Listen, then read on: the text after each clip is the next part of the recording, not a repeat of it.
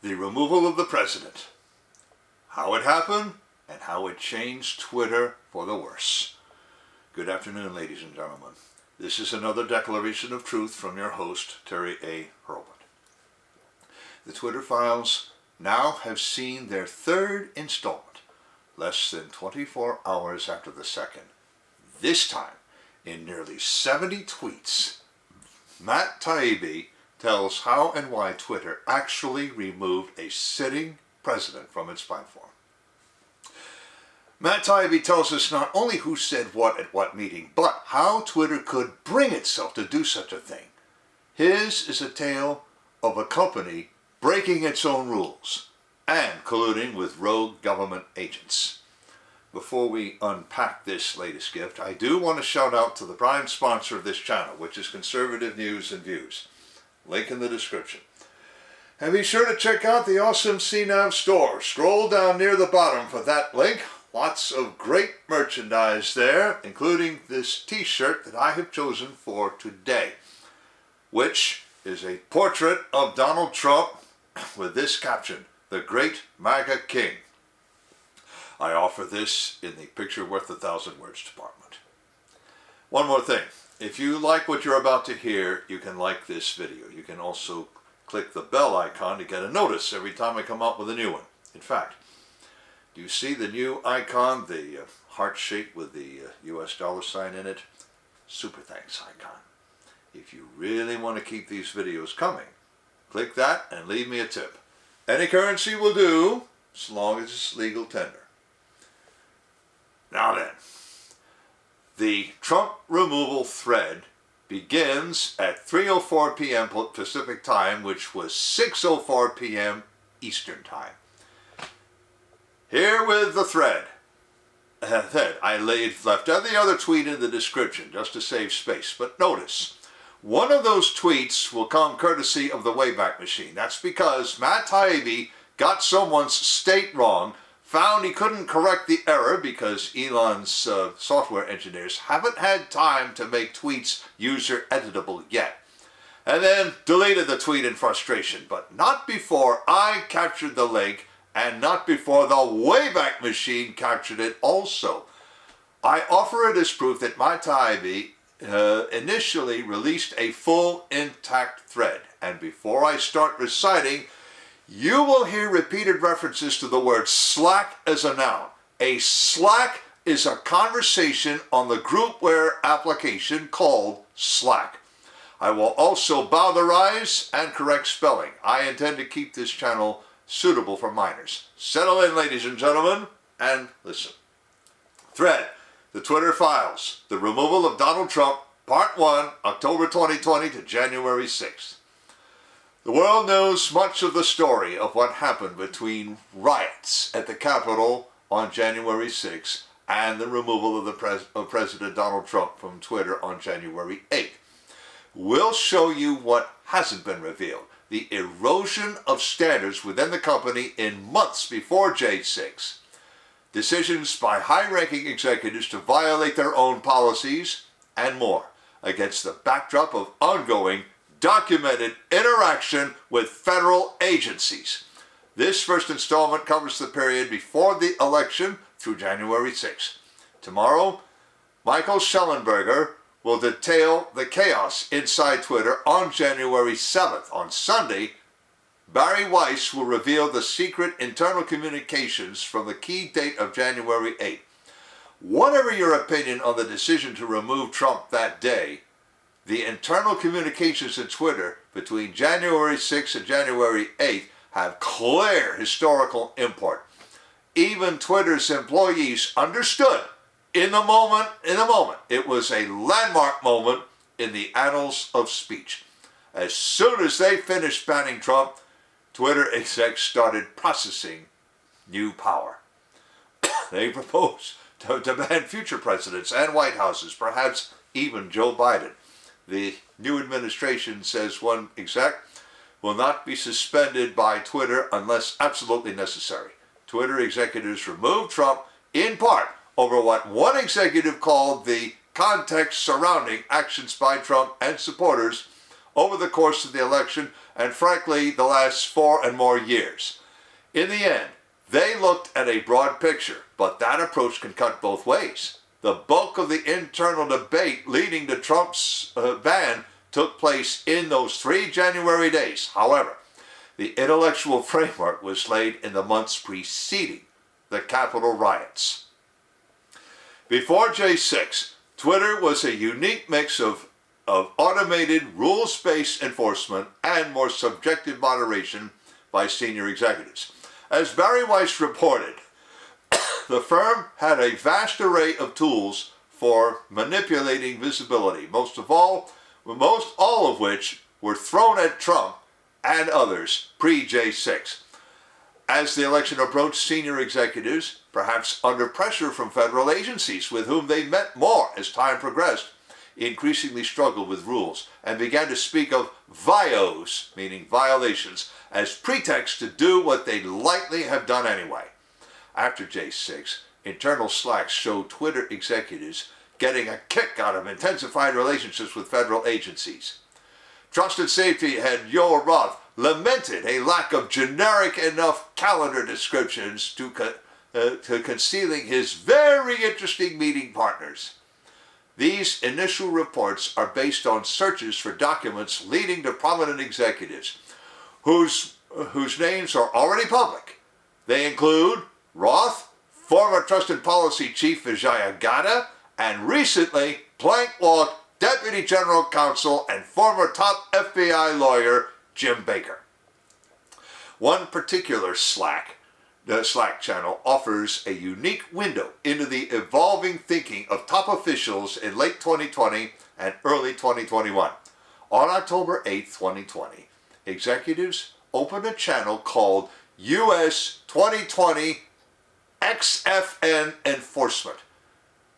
Through J6, that would be the home for discussions about election-related removals, especially ones that involve high-profile accounts, often called VITs, or very important tweeters. There was at least some tension between safety operations, a larger department whose staffers used a more rules-based process for addressing issues like off-color imagery, video, or text, scams, and threats, and a smaller, more powerful cadre of senior policy execs like Roth and Gadde.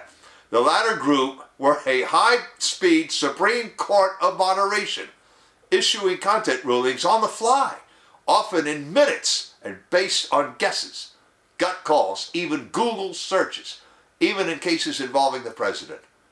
During this time, executives were also clearly liaising with federal enforcement and intelligence agencies about moderation of election-related content. While we're still at the start of retrieving the Twitter files, we're finding out more about these interactions every day. Policy Director Nick Pickles is asked if they should say Twitter detects misinfo through ML, human review, and partnerships with outside experts. Emphasis added. The employee asks, I know that's been a slippery process. Not sure you want our public explanation to hang on that.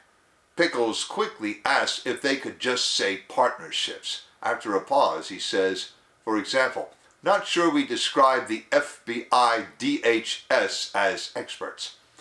This post about the Hunter Biden laptop situation shows that Roth not only met weekly with the FBI and DHS, but with the Office of the Director of National Intelligence, the DNI. Roth's report to FBI/DHS/DNI is almost farcical in its self-flagellating tone. We blocked the NYP story, then unblocked it, but said the opposite. Comms is angry, reporters think we're idiots. In short, I have really fouled things up, unquote Joel Roth. By the way, DHS stands for Department of Homeland Security and DNI stands for Director of National Intelligence. Moving on. Some of Roth's later slacks indicate his weekly confabs with federal law enforcement involved several separate meetings. In one, he ghosts the FBI and DHS respectively to go first to an Aspen Institute thing. Then take a call with Apple. There, the FBI sends reports about a pair of tweets, the second of which involves a former Tippecanoe County, Indiana councilor and Republican named John Basham, claiming that between 2 and 25% of ballots by mail are being rejected for errors. The FBI's second report concerned the tweet by John Basham, saying two things. One, an unexpected number of registered Republicans are returning mail-in ballots, and two, between 2 and 25% of ballots by mail were rejected for errors. The FBI flagged tweet then got circulated in the enforcement Slack. Twitter cited PolitiFact to say that the first story was proven to be false, then noted the second was already deemed no viol on numerous occasions. The group then decides to apply a "Learn How Voting is Safe and Secure" label because one commentator says it's totally normal to have a 2% error rate. Roth then gives the final go-ahead to the process initiated by the FBI. Examining the entire election enforcement Slack, we didn't see one reference to moderation requests from the Trump campaign, the Trump White House, or Republicans generally. We looked. They may exist. We were told they do. Now, who told them? Taibbi doesn't say. However, they were absent here. In one case, former Arkansas Governor Mike Huckabee joked tweets about mailing in ballots for his deceased parents and grandparents. Now, this is the tweet with the error. Mr. Taibbi, you said Arizona when he meant Arkansas, and that's why I had to go to the Wayback Machine to find it. This inspires a long Slack that reads like a Titania McGrath parody. I agree it's a joke, concedes Twitter employee. But he's also literally admitting in a tweet a crime. The group declares Huck's an edge case, and though one notes we don't make exceptions for jokes or satire, they ultimately decide to leave him be because we've poked enough bears. Could still mislead people. Could still mislead people, the humor-averse group declares before moving on from Huckabee. Ross suggests moderation, even in this absurd case, could depend on whether or not the joke results in confusion. This seemingly silly case actually foreshadows serious later issues. In the documents, executives often expand criteria to subjective issues like intent. Yes, the video is authentic, but why was it shown? Orientation. Was a banned tweet shown to condemn or support? Or reception. Did a joke cause confusion? This reflex will become key in J6. In another example, Twitter employees prepared to stop a mail-in voting is safe, slap a mail-in voting is safe warning label on a Trump tweet about a postal screw-up in Ohio before realizing the events took place, which meant the tweet was factually accurate. Very well done on speed. Now, that means the quality of doing things quickly, not the street drug. Trump was being visibility filtered as late as a week before the election. Here, senior execs don't appear to have a particular violation, but still work fast to make sure a fairly anodyne Trump tweet couldn't be replied to, shared, or liked. Very well done on speed. The group is pleased that Trump tweet is dealt with quickly. A seemingly innocuous follow-up involved a tweet from actor James Woods, whose ubiquitous presence in argued over Twitter data sets is already a Twitter Files in-joke. After Woods angrily quote-tweeted about Trump's warning label, Twitter staff, in a preview of what ended up happening after J6, despaired of a reason for action, but resolved to hit him hard on future viol. Here a label is applied to Georgia Republican Congresswoman Jody Hice for saying, "Say no to big tech censorship," and "mailed ballots are more prone to fraud than in-person balloting. It's just common sense." Twitter teams went easy on Hice, only applying soft intervention, with Roth worrying about a what censorship optics backlash. Meanwhile, there are multiple instances of involving pro-Biden tweets warning Trump may try to steal the election that got surfaced only to be approved by senior executives. This one, they decide, just expresses concern that mailed ballots might not make it on time. That's understandable. Even the hashtag Steal Our Votes, referencing a theory that a combination of Amy Coney Barrett and Trump will steal the election, is approved by Twitter brass because it's understandable and a reference to a U.S. Supreme Court decision. In this exchange, again, unintentionally humorous, former Attorney General Eric Holder claimed the U.S. Postal Service was deliberately crippled, ostensibly by the Trump administration. He was initially hit with a generic warning label, but it was quickly taken off by Roth. Later, in November 2020, Roth asked if staff had a debunk moment on the Smartmatic vote counting stories, which his DHS contacts told him were a combination of about 47 conspiracy theories. Now, Skytl, S-K-Y-T-L, is a Spanish voting machine company. You might or might not recall a story of elements of the United States Army seizing some Skytl servers in Germany, which servers held evidence of vote switching on the fly or something of the kind. No one will admit that any such operation took place or any such thing was found. And absolute confirmation or refutation is proved impossible to obtain. On December 10th, as Trump was in the middle of firing off 25 tweets saying things like a coup is taking place in front of our eyes, Twitter executives announced a new L3, that's level 3, de-amplification tool. This step meant a warning label now could also come with de-amplification. Some executives wanted to use the new de-amplification tool to silently limit Trump's reach more right away. Beginning with a tweet on Trump's account with a video clip from Newsmax alleging that Trump got 11 million more votes. From where? We can't tell. All we have is a snapshot, an image. However, in the end, the team had to use older, less aggressive labeling tools, at least for that day, until the L3 entities went live the following morning. The significance is that it shows that Twitter, in 2020 at least, was deploying a vast range of visible and invisible tools to rein in Trump's engagement long before J6. The ban will come after other avenues are exhausted. In Twitter documents, executives frequently refer to bots. For example, let's put a bot on that. A bot is just any automated heuristic moderation rule. It can be anything. Every time a person in Brazil uses green and blob in the same sentence, action might be taken. In this instance, it appears moderators added a bot for a Trump claim made on Breitbart. The bot ends up becoming an automated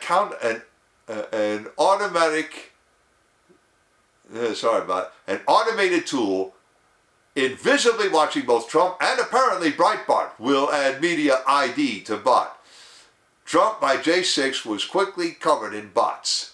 There is no way to follow the frenzied exchanges among Twitter personnel from between January 6th and 8th without knowing the basics of the company's vast lexicon of acronyms and Orwellian unwords, meaning made-up words or words given new definitions. For instance, to bounce an account is to put it in timeout, usually for a 12-hour review or cool-off. Interstitial, one of many nouns, uses a verb in Twitter speak. Deny list is another. Means placing a physical label atop a tweet so that it can't be seen. PII has multiple meanings, one being public interest interstitial, i.e. a covering label applied for public interest reasons. The post below also references protective V, meaning proactive V, meaning proactive visibility filtering. Let's take a break right here because I want to shout out to a sponsor who can really help you through the economic storms to come. That sponsor is oursilverlines.com. Do you feel like you're working harder for your money just to get by? You are not alone. The fluctuating economy, unemployment issues, and unexpected changes in life have left many families struggling over the past few years. Collecting gold and silver can help shield you against many of these challenges. But if you're like me many years ago, you don't know where or how to start. Our Silver Alliance helps by connecting you with thousands of members who are learning the secrets to creating and protecting true wealth by collecting precious metals. Whether you just want to collect rare and unique coins or take advantage of the business opportunities this company provides, either way, they can help you learn to live an exceptional life. Visit oursilveralliance.com to learn how you can build a legacy for your future. Now, back to that long thread. Quote, "This is all necessary background to J6. Before the riots, the company was engaged in an inherently insane or impossible project trying to create an ever-expanding, ostensibly rational set of rules to regulate every conceivable speech situation that might arise between humans. This project was preposterous, yet its leaders were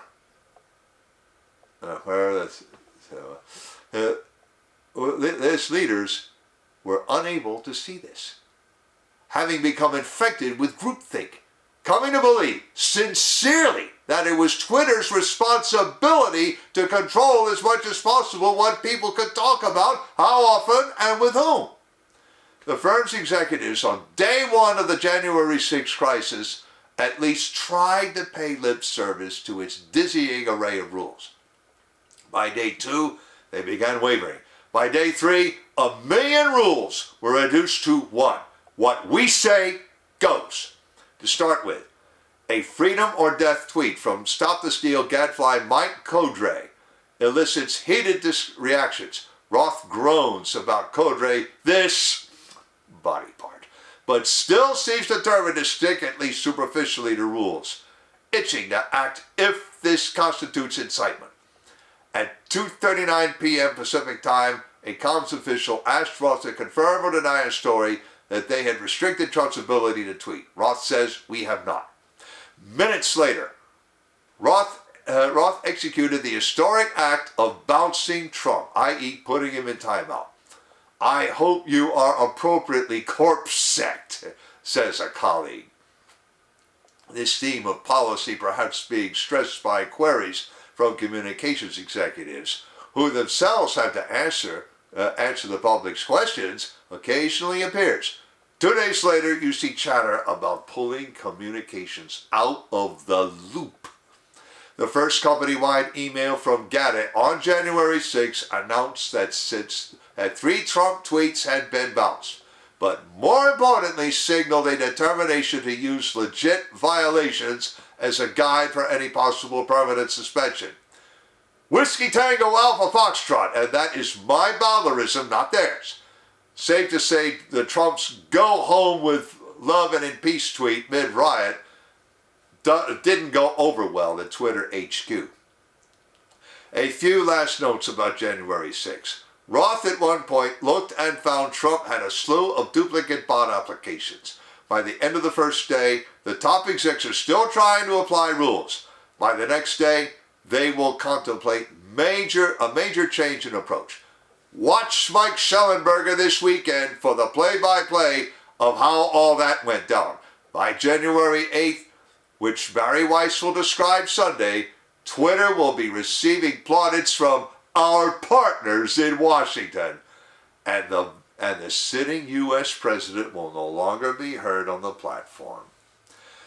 Lastly, people on the left, right, and in between want to know what else is in the Twitter files, from suppression/shadow banning of leftists to lab leak theorists or amplification of military propaganda or conservative accounts.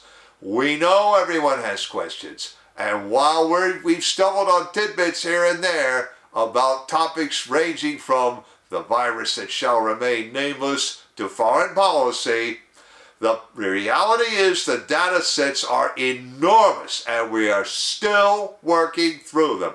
More is coming. Good night, all. unquote, Matt Taibbi. The most significant lesson we can take home from that essay, and the many illustrations embedded in the tweets, is that Twitter management determined, even before the election, to help Biden win. To that end, they ruthlessly suppress actionable news about character flaws of Joe Biden and his family and irregularities in the election of 2020, while asserting facts of their own. Facts definitely not in evidence. We've got the receipts to prove it, thanks to the utter foolishness and arrogance of the Politburo of Twitter, or maybe Elon securing the service before they could delete anything. I'm talking about you, Jim Baker. Some reactions to this Twitter Files thread show that this attitude has the sympathy of all too many users, but other users are just as quick to call them out. I'll give you an example, to which I've left a link in the description.